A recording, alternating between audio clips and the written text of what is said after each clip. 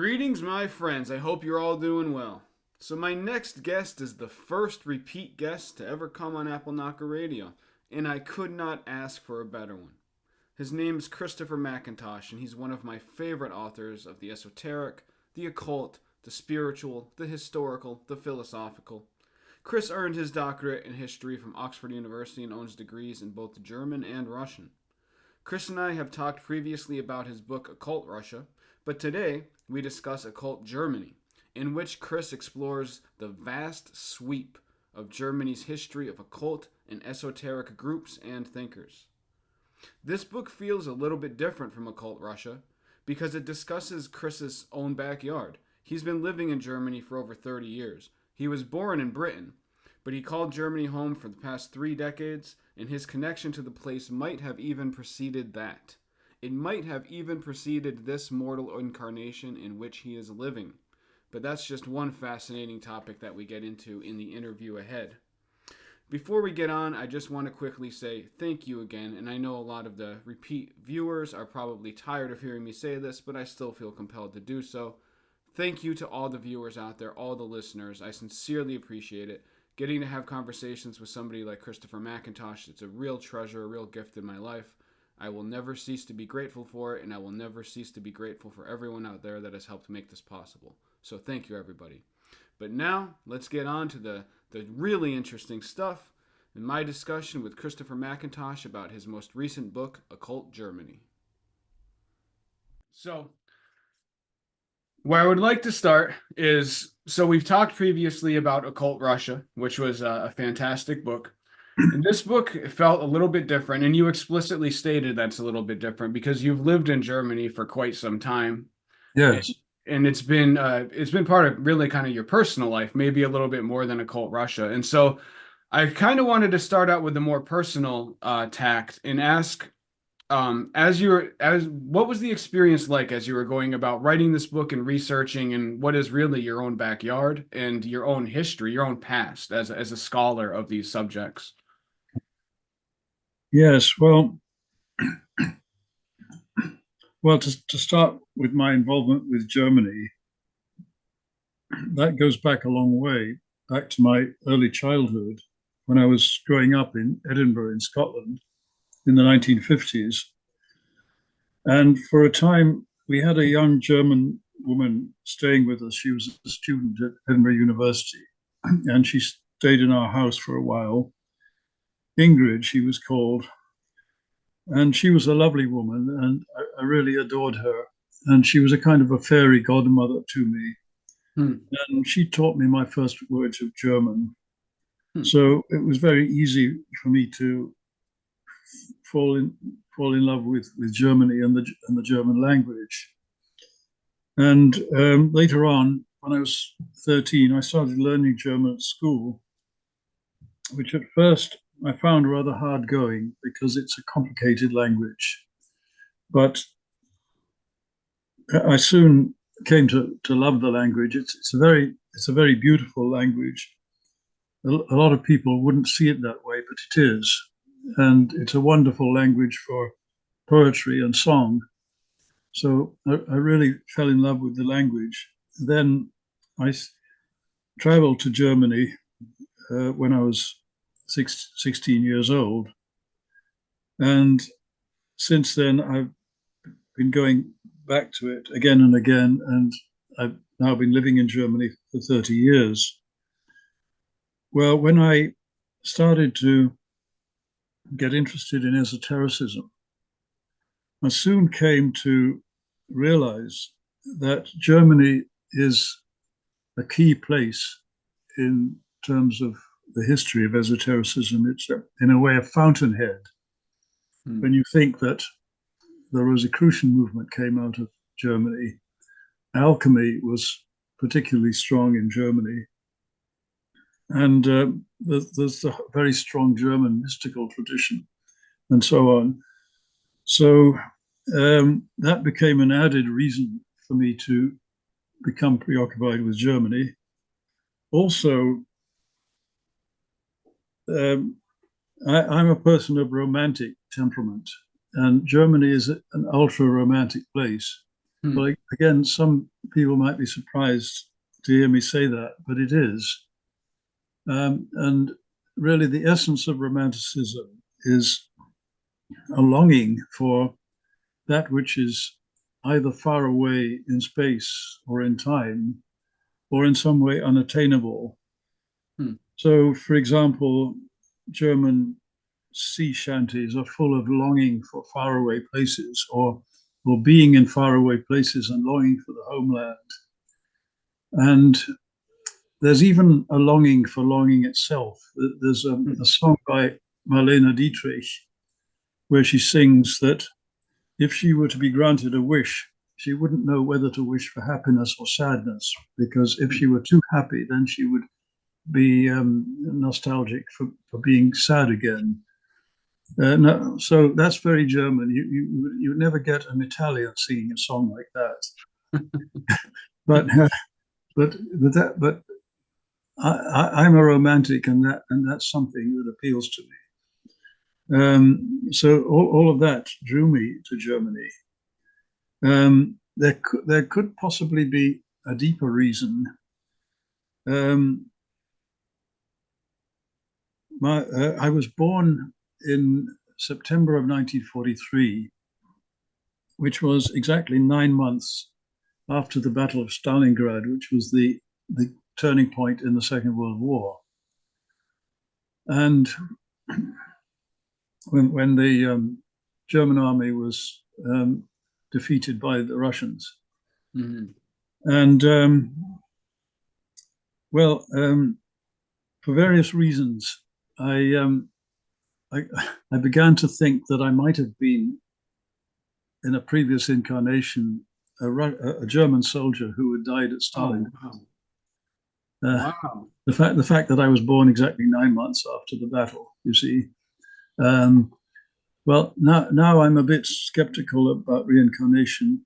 I don't say that I definitely disbelieve it, but I'm sort of agnostic as far as Hmm. reincarnation goes. But I'm more inclined to believe in what I might call spiritual ancestors. That's people from the past who, for some reason, with whom for some reason you have a connection. Hmm. But anyway, I have a clairvoyant friend in England, and I asked him what he thought about this story and whether it might be reincarnation or something else. And he went into a sort of trance. And when he came out of the trance, he said, "Yes, you. It was a Stalingrad soldier who fell at Stalingrad, but it was a Russian soldier, not a German one." And Wow. I thought that was very interesting because I also have a very strong connection with Russia, Hmm. and I've studied the Russian language and I've been to Russia a couple of times. Um, and that's how I came to write my book, Occult Hmm. Russia. Well, that's Uh, fascinating. That's really interesting stuff. So you just feel like a deep emotional resonance with the nation, even though you were born in England, correct? yes, yes, I feel a deep resonance with it, and certain things have strengthened that feeling. I travelled around Europe a lot, and I remember as a 19-year-old or 18-year-old going on a hiking trip with my brother, starting off in Switzerland and then going through into Germany and up through Germany.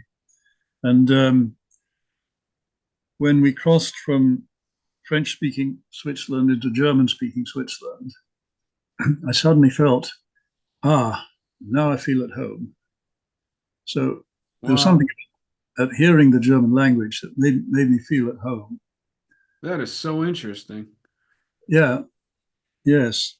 So for all of these things, all of these reasons, I have this feeling of a connection with Germany. Okay, and so since we're talking about your past, before we get into the meat of the book, one of the aspects of the book that really resonated with me mm, was you talked about earlier in your career as a scholar, how, and even just a personal seeker, a seeker of truth, about how you would have to go through great lengths to find these books, right? Because this is yes. before the internet, like before all this technology made things so accessible.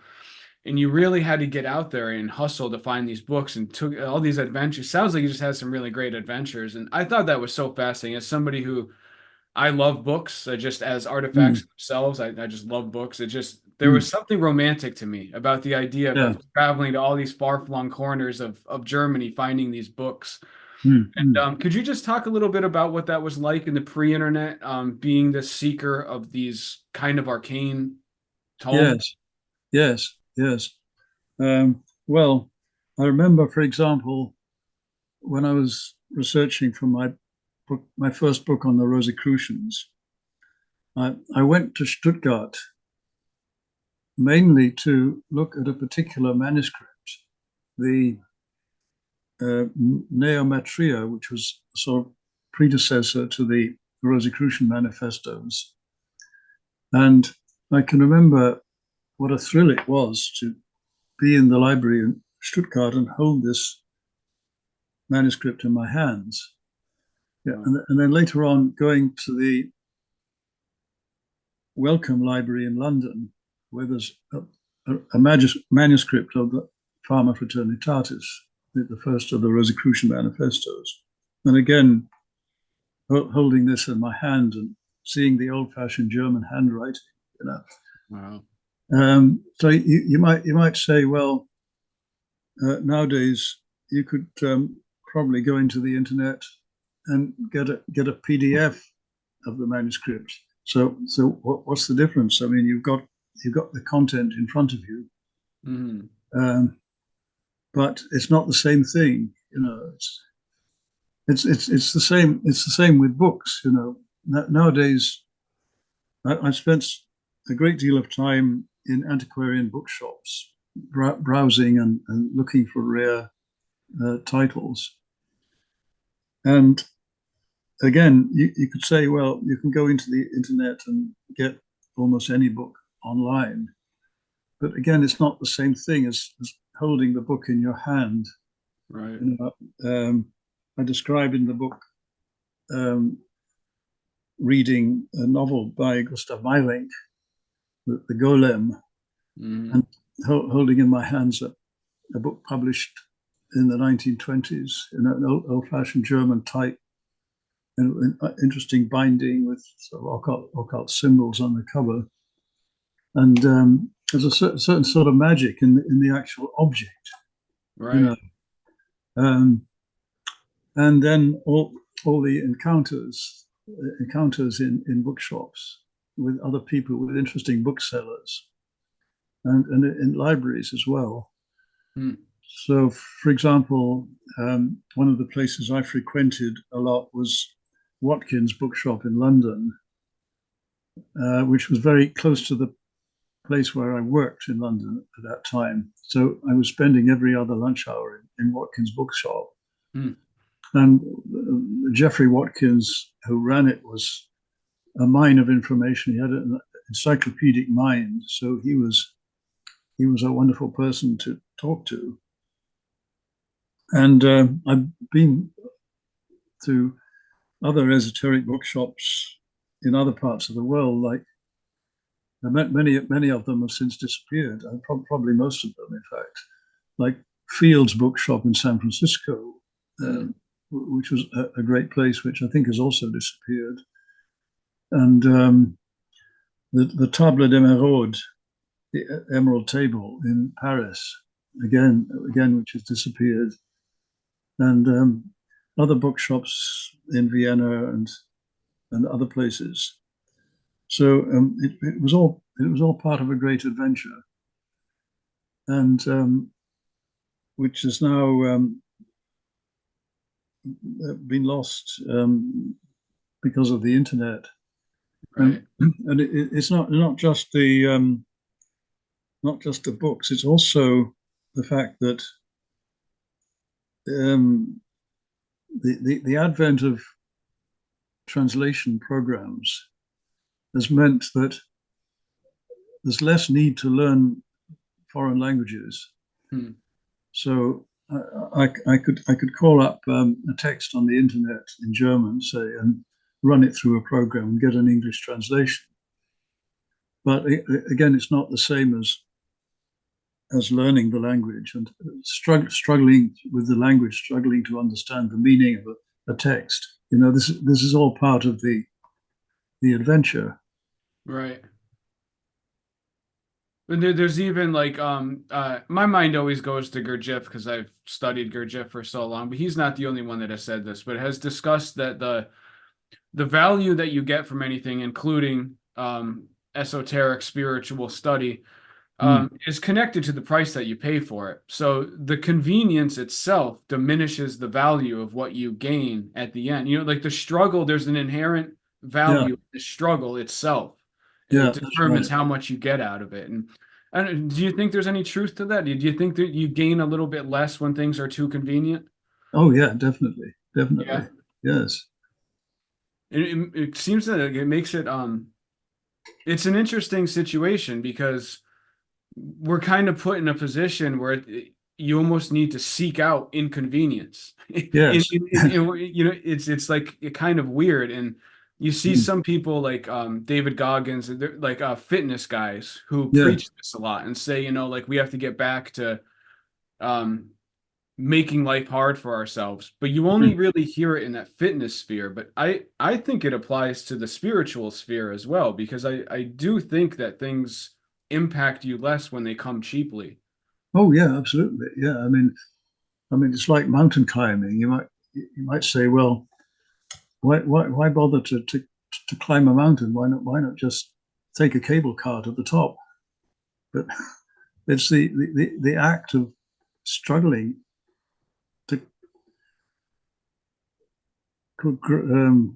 struggling your way up the mountain. When you finally get to the top, then you have a sense of satisfaction, and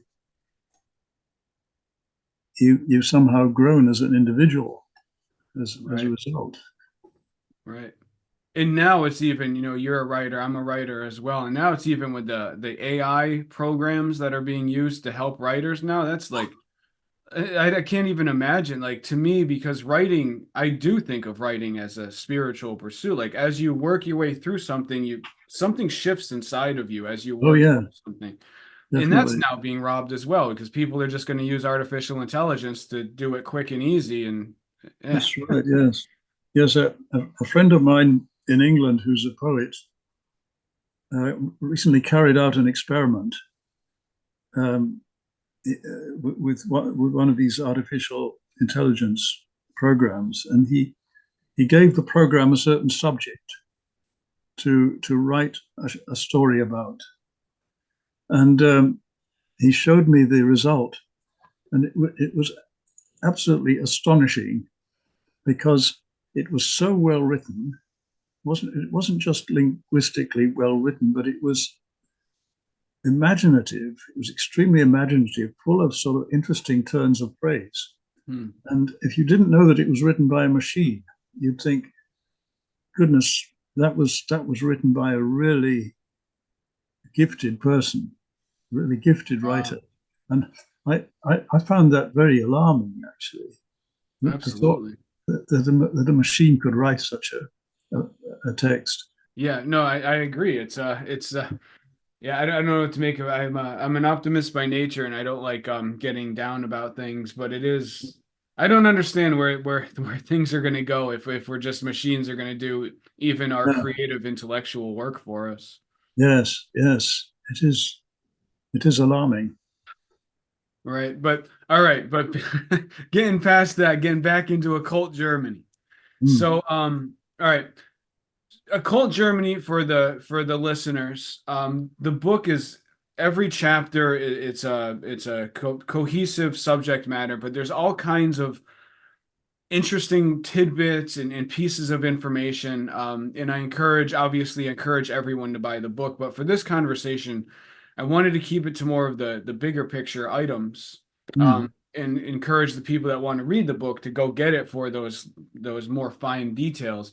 And mm. so the thesis that runs through the book, German esotericism. You discuss that the thrust of German esoteric, the continuity of it in Mm, the contribution to spiritual and esoteric thought was largely the interface between the spiritual and the material. mm. Would you say that's accurate? And then could you expand on that idea? Yes. Well, this interface, this bridge between the spiritual and the material, is very deeply rooted in German history and culture. It goes back to figures like Hildegard of Bingen, who was a medieval abbess and a mystic and visionary, a very spiritual woman, but she was also a very practical woman who was, among other things, a herbalist and physician. And she's famous for various writings on the subject of herbalism, herbal cures, herbal medicine, and so on. And these are still used today. Hmm. So she she was someone who typified this connection that I'm talking about between the spiritual and the material. And then you had, um, for example, the great alchemist and physician Paracelsus, who was also a spiritual person, and a religious person. He wrote, I think, almost as much about religion and theology as he did about alchemy and medicine. Hmm. So he was another example. Um, so was Jakob Boehme, the great mystic of the 17th century, who again he was a visionary. He was also a very practical man. He was a cobbler by profession, and his writing, his mystical writings are full of alchemical analogies. Hmm. Same is true of a whole school of mystical poets who, like Angelus Silesius, who whose poetry is full of alchemical metaphors and comparisons, like comparing the Trinity, the Christian Trinity, with the three Paracelsian Oh, alchemical, right. yeah, the three principles of salt, sulfur, and mercury. This kind of this is very typical. This is something very German and very typical. Well, then later on you had Rudolf Steiner, and one of the things that I find um, admirable about Steiner is that he insisted that spirituality should not be something that just floats in some sort of etheric realm up above, but should be brought down through the hands into the physical world. Hmm. So he was another example of someone who was both a very spiritual person, but also very practical and achieved very practical things. So, for example, his eurythmy dance method, his biodynamic agriculture, the kind of medicine that he developed rather similar to homeopathy, and um, and all of these things, the Waldorf schools that he founded, and so on. So he's another example, and you can find many other examples Hmm. in German history of this combination. And well, it's one. There are a number of other combinations that one finds in the German cultural history. Um, the philosopher Friedrich Nietzsche wrote about two modalities which he had identified with the gods Apollo and Dionysus. So the,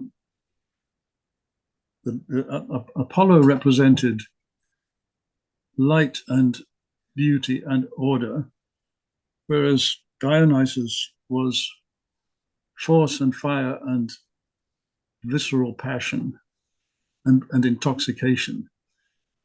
And again, we find these two contrasts. This is reflected, for example, in music. When you think of really the two great composers, the two supremely great German composers, namely Bach and Mozart, and Wagner, Hmm. Bach and Wagner. Wagner, Bach is very Apollonian.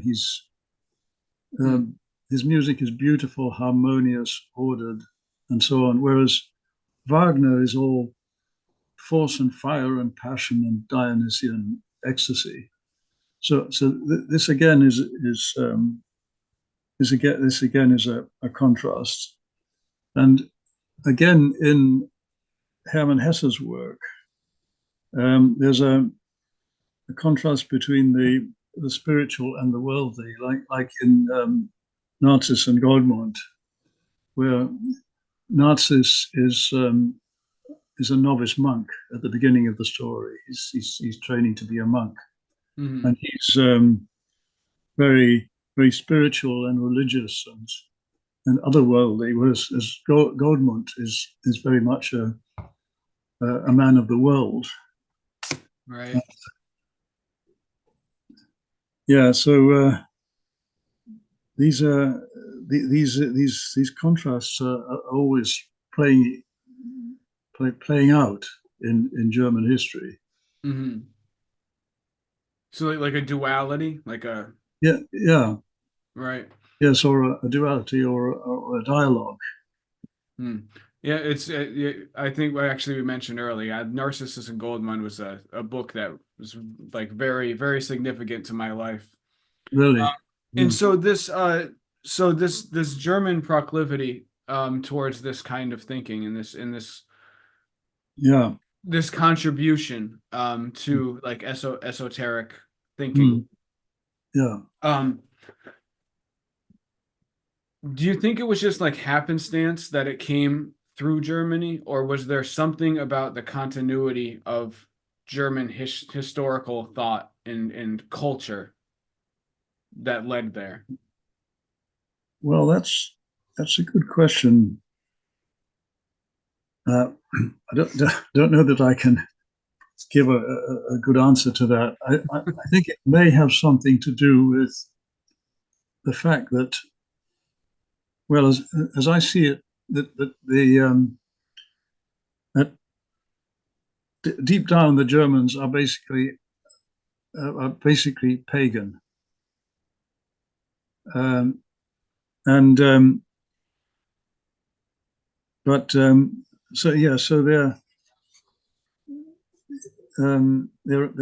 are people who are very much connected with nature. They're sort of natural nature worshippers, but Hmm. that side of them was suppressed during the centuries of Christian domination. But I think that remained an undercurrent in Germany. So I think that there was a kind of tension between that and the Christian doctrine, which was superimposed on them, which somehow manifested itself in esotericism. Hmm. That's fast. That's a really interesting thought. And you I think we discussed this a little bit Mm. earlier, or we did before we started recording. But oh, you're talking about the history of the Germans and how it's very like very pagan rooted. It's kind of in their spirit and in their soul. One of the Yeah, interesting aspects of Occult Germany is you discuss how there is this kind of yearning in the German soul for its roots, but yeah, that yearning is kind of polluted and confused by the unfortunate history that they have from World War II. Yeah, And so there's kind of this conflicting, like wanting to forget the past while also like reaching for the past. yeah, yeah. Would you say that's like accurate to what's in the book? Yes, yes, very much so. Um, there's a kind of gap in the German cultural memory.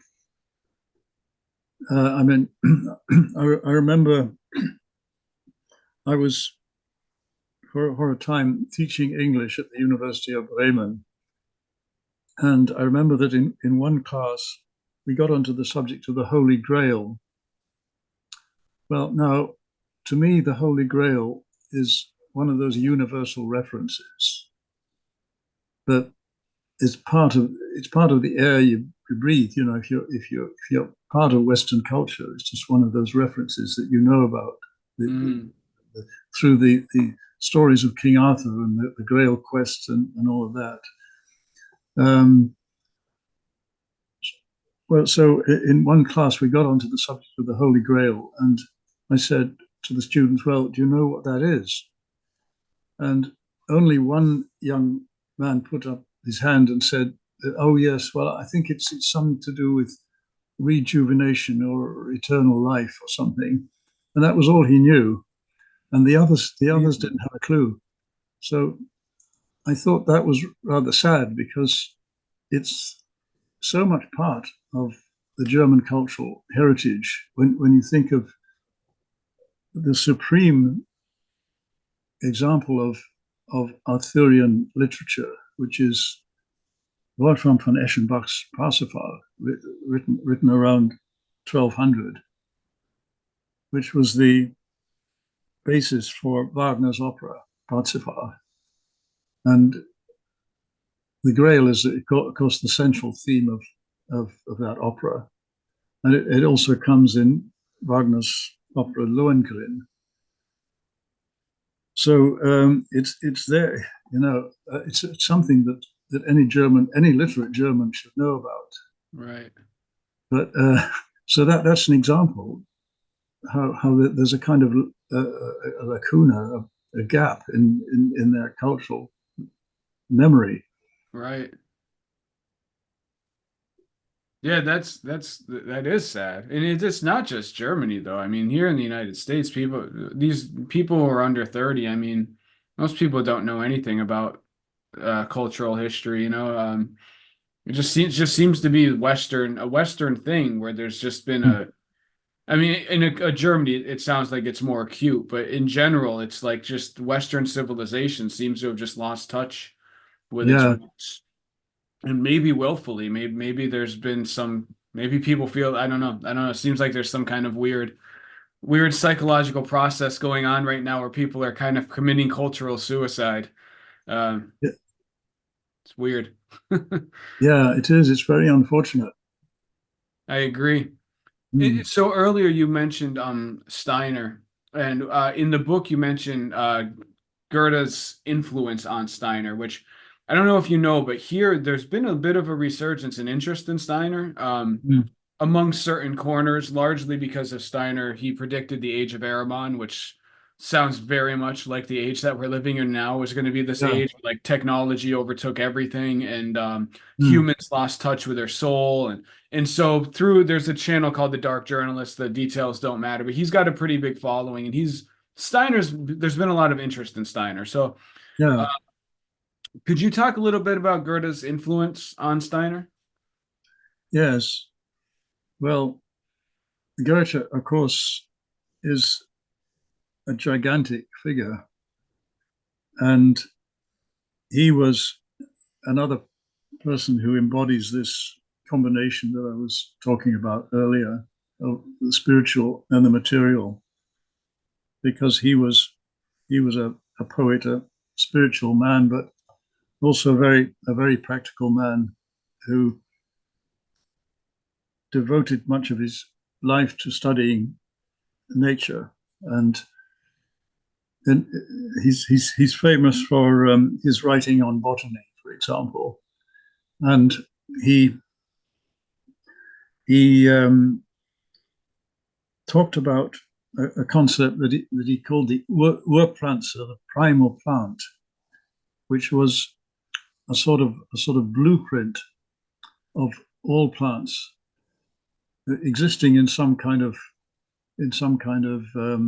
platonic realm in the etheric sphere. And that's an idea that I find quite convincing, actually. Right. Um, but when he looked at the plant world, he didn't just look at the structure of the plant. He saw the whole pattern of its development. He saw it as something dynamic, you see, Mm-hmm. and it was the dynamic what causes it to unfold in a certain way. That was what interested him, and I think that was something that appealed to Steiner, Hmm. and also this notion of the Platonic forms. I think that was something that Steiner related to. So Steiner was he regarded himself really as a disciple of Goethe, Hmm. and when he built the headquarters at Switzerland, he called it the Goetheanum. Oh, wow. That's interesting. It's interesting too when you said that because in one of the Steiner texts, I don't know which one it is, but I remember one of the basic spiritual exercises that he espoused was um, looking at like a seed or something and imagining the plant unfolding and like envisioning the plant's energetic unfoldment. I might be getting this slightly wrong because it's been a couple years since I went into it, but he used that basic idea Yeah, as a spiritual exercise. It was like a meditation yeah, to yeah. get yourself in contact with the kind of ethereal realm. So that's really interesting that you now bring that up. Mm, mm. Yeah, well, the text that I was referring to was Goethe's Metamorphosis of Plants. Okay. Metamor- you can easily find an English translation of that. Excellent, excellent. Mm, Thank you. mm. And so another aspect of history that you talk about the Golden Dawn in its earliest incarnations, and that one interested me because now Aleister Crowley has basically overshadowed everything about the Golden Dawn. People think of the Golden Dawn, they think of Aleister Crowley, but he wasn't the original founder of it. You discuss the was it Ruiz? Well, yeah, Ruiz. Right, Royce, Yeah, or the OTO, the OTO. the OTO, yes, Yeah, could you discuss a little bit about Ruiz and founding of the OTO? yes. Well, Royce was a very interesting and colourful figure, and he was part of a whole network of esoteric Masonic and quasi-Masonic organizations around that time, which was the early late 19th, early 20th century.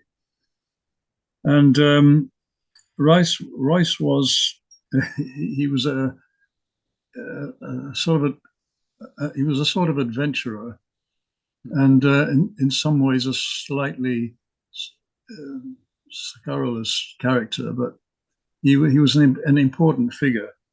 He was a great Wagnerite, and he became convinced that the essential message in Wagner's works had to do with sexuality. Hmm. So so he found sexual symbols and metaphors all over the place in Wagner's operas, like the lance and the grail and so on. Oh, Um, yeah.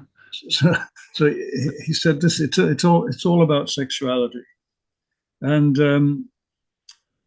so this was basically the core of the OTO um, system. So he founded the OTO in the early 20th century, around sort of 1915, 16, around that time.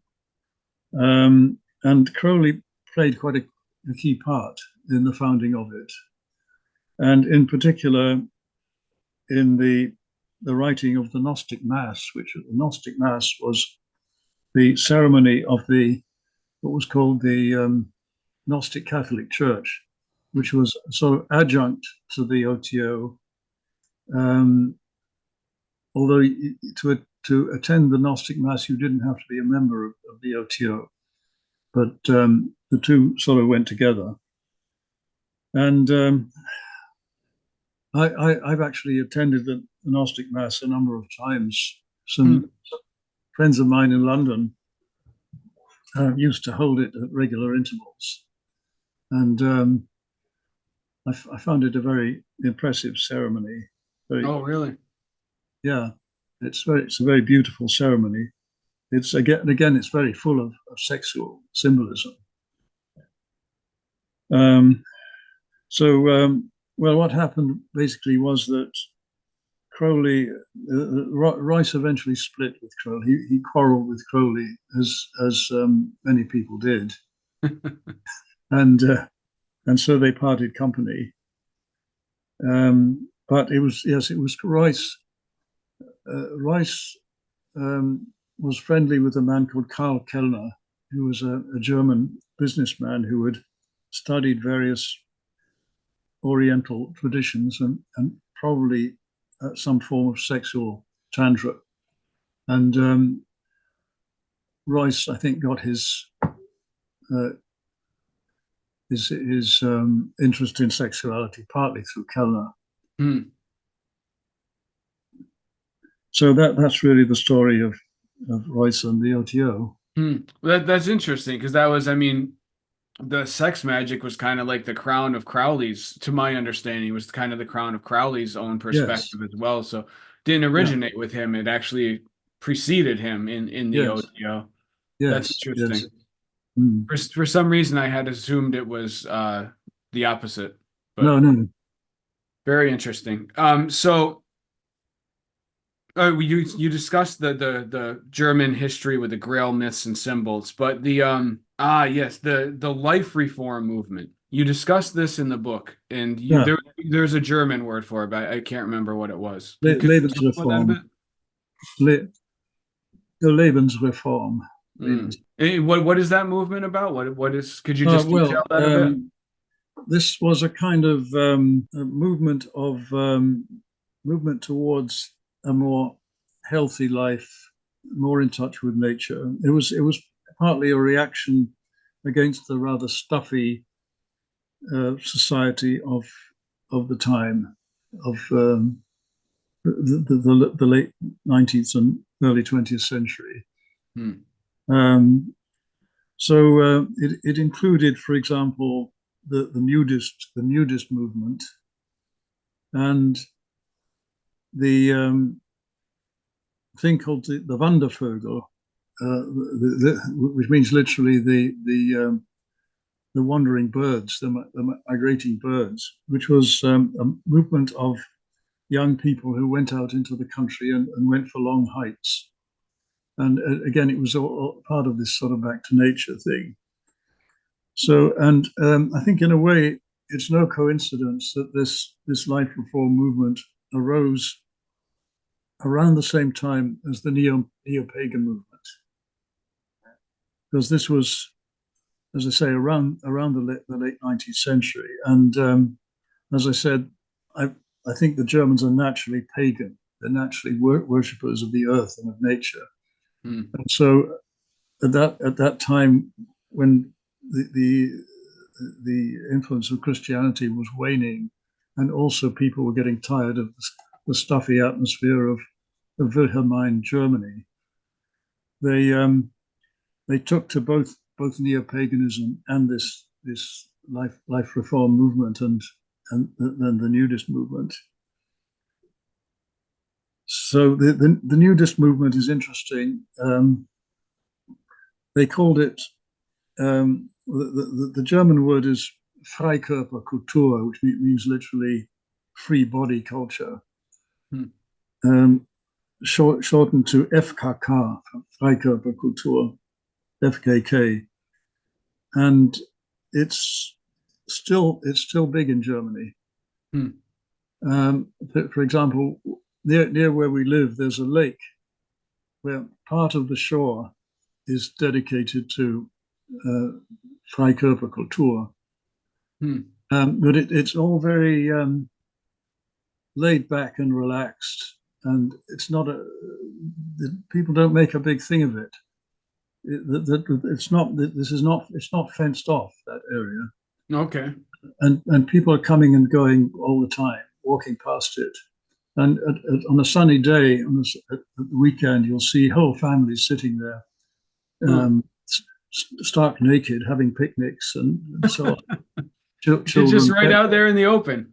right up there in the open, and nobody bats an eyelid, and it's all very relaxed and nice.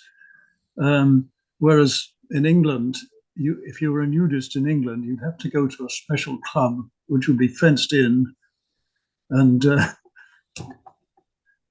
so um, and probably the same in the US, I would think. Yeah, yeah, we do have, they just usually call them just like nudist camps, or sometimes they Yeah, call them a nudist colony, which kind of right, funny right, to be. They're not right. really colonies, they're just places where people hang out naked. But Yeah, yeah, they're all like self-enclosed and yeah, private. yeah. Mm. Well, that's really fascinating that they just do that right out in the open. All right, and so we're coming close to the end of the hour, but I do want to ask. Carl Jung has seen a huge explosion in interest, largely due to Jordan Peterson, or Canadian academic, Yes. in his discussions. And you in the book, you discuss Jung. He's known for being a contributor to psychology, of course, but Mm. you discuss his contributions to esotericism.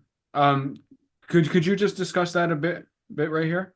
Yes, yes. Well, um, I think, well, obviously, he was much more than a scientist. He was a visionary Right. and became a sort of guru to many people. And I think one of the reasons why his work has had such a wide appeal is that it gives you a window onto many things, um, not just psychology, but religion, mythology, art, and many other things. And the concepts that he develops, the archetypes of the collective unconscious, and so on, and the notion of individuation and so on. These are concepts that people can quite easily grasp Hmm. and quite easily apply to many things. Like, so today you get Jungian tarots and this and that.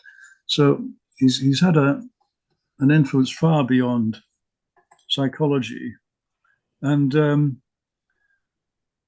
so, what I find one of the things I find interesting about him is his work on coincidence and his notion of meaningful coincidence, which he calls synchronicity. Right.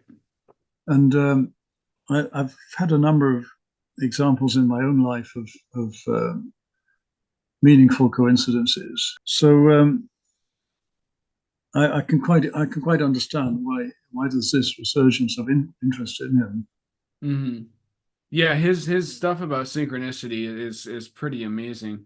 Um, and so, okay, so we're coming to the end of the hour. The last question I want to ask you, Chris, you've spent basically your life Mm. um, immersed in the esoteric, the spiritual, the Yeah, philosophical. I'm curious if you're talking to 18-year-old guy, 18-year-old girl starting on this path, feeling this draw to seek the truth in these odd corners that most people don't look into. What would yeah. your advice to them be? What would my advice to them be? Or even just your state, maybe not advice, but just what would you say to them as they're getting ready to set out on this quest? One thing I would say is that it's important to find good models, good models to follow, either in real life or in literature. Hmm. So there've been a number of people who've had a great influence on me. in the course of my life. Some are real people, some are characters in fiction, but both both have influenced me. So that's one thing to find good models that can inspire you. Um, then well, I'm a sort of Taoist, I suppose. That I have a sense when I'm in tune with my Tao, with the sort of the flow, the flow of my life, the flow that I'm meant to be following. Hmm. I have a sort of intuitive feeling for that. So I would say try to cultivate that sense. Just find quiet quiet moments to reflect on whether you're really in tune with your Tao. Hmm. And sometimes it helps to have some kind of system, some kind of yeah, some kind of either a system of divination or some way of putting yourself in touch with the Tao. Hmm. So the particular sort of um, tradition that I follow is um, the Nordic form of paganism. So, for example, I work with the runes. Oh, okay. Yeah, and I have in my garden a runic oracle in the form of a circle of stones inscribed with runes. So I and it's surrounded by bushes. So on a sunny day, the sunlight falls through the bushes and plays on the runes. Hmm. So a beam of sunlight will fall on this or that rune. So I get a message that way, or a leaf will Wow. fall, or an insect will crawl across one of them. So I can sit there and get a message from the runes, and um, so that this is also something that I can use as a guidance. Wow. Uh, so it's good to have something like that, that you can turn to, Hmm. and good models, and just find good books, good literature that can inspire you. Hmm. I think that would be my advice. I think that's great advice, and I love the stuff about books, man, because especially now it's harder to Mm. find personal teachers or mentors or guides or whatever, just because there seems to be less people that are seriously interested in these kinds of things, and I think books are becoming more and more important. Yeah, Um, yeah, you know, as just ways to communicate with other people who are sharing mm, your drives, mm, your interests, and your quest. But yeah. yeah, so thank you very much for that. I really appreciate it. I think people will appreciate hearing that. So, in addition to Occult Germany, do you have any other projects that you would like to share with people before we sign off? Any other things you have coming up? Well, I have a sort of autobiography, a kind of spiritual autobiography.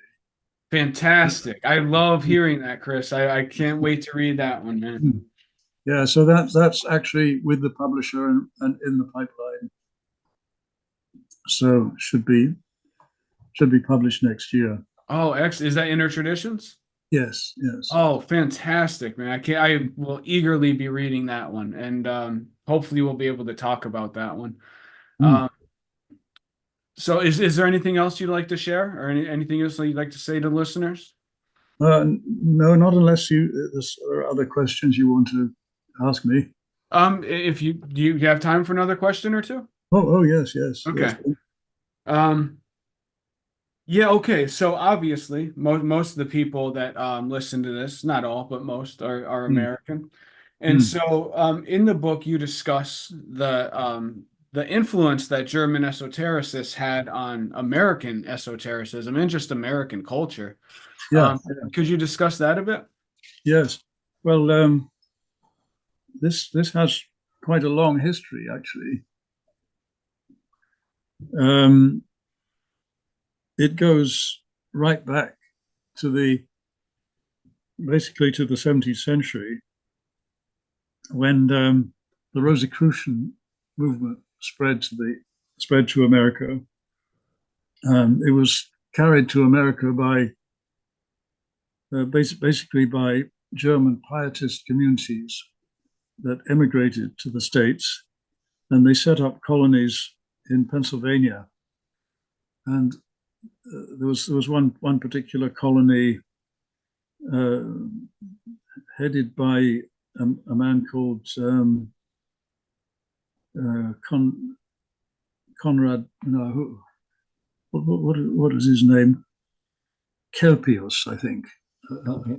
A man called Kelpius, who set up a colony in Pennsylvania on the Wissahickon River, and there was another colony at um, Ephrata in Pennsylvania, which is still there. It's now a sort of museum which you can visit. Yeah, so they had a number of Rosicrucian texts that they brought with them to the States.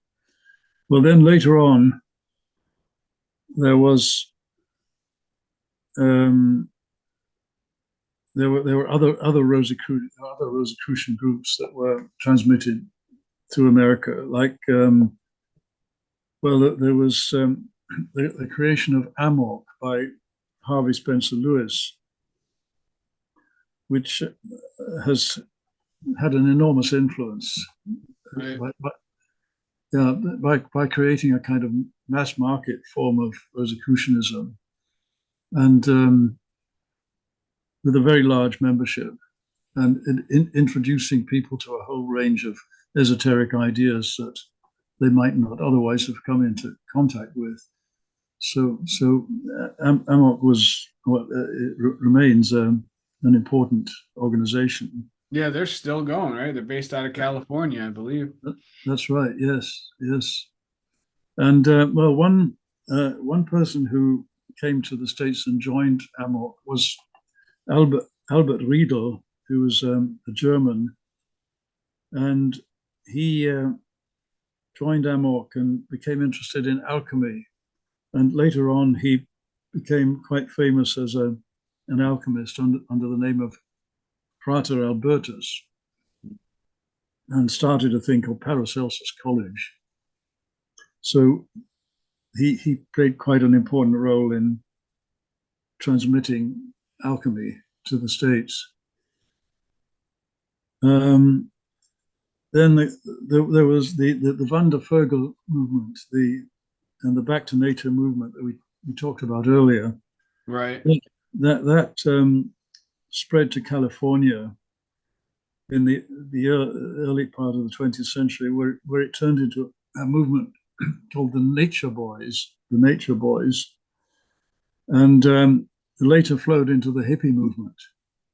So the hippie movement has certain antecedents in this Lebensreform movement. Wow, Yeah, that's so interesting. um, in all of these ways, German esotericism had an influence in the States. Hmm. And so in the book, you and I both share, we're both big readers, both love literature. Yes, You discuss the Bildungsroman, I think that's how you say it, the coming of age novel, basically, yeah, the yeah, literary form, the German literary form. You discuss it as you call it like a uniquely German literary form, which I thought was very interesting. Could you yes. just expand on why you think that is such a part of German cultural thought, or at least was? Yes, it's not uniquely German. There are other examples of it. For example, one novel that I'm very fond of is by Diane Fortune. It's called The Goatfoot God, and it starts off with a young man who's he's basically a sort of a lost soul. He's in a kind of depression, and he's um, lacking orientation in his life. And he's walking through London one day, and he wanders into an esoteric bookshop.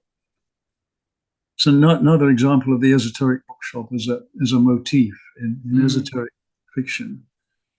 And he becomes friendly with the bookseller, and the bookseller becomes a kind of guru to him, and that then unfolds a whole development, um, which involves his he's someone who basically lacks a kind of vital energy, a vital sort of spark, which Diane Fortune calls the pan force. And so in this sort of vital visceral force represented by the god Pan. So in the course of the book, he sort of reintegrates this Pan force into himself. So that's an example of an English example of a Bildungsroman, but it is a rather German genre. And because the classic example is a novel by Goethe called Wilhelm Meister's Lehrjahre, so roughly the apprentice years of Wilhelm Meister. And again, Wilhelm Meister, it follows the life of this young man, Wilhelm Meister, and how he comes into contact with a kind of esoteric brotherhood called the Turmgesellschaft, the Tower Society. And through this Tower Society, he's given certain sort of moral and ethical messages, and turns into a fuller human being as a result. And of course, another example that I'm very fond of is Hermann Hesse's novel Demian. Right, that one I've read. Yes, that's a very, very beautiful novel.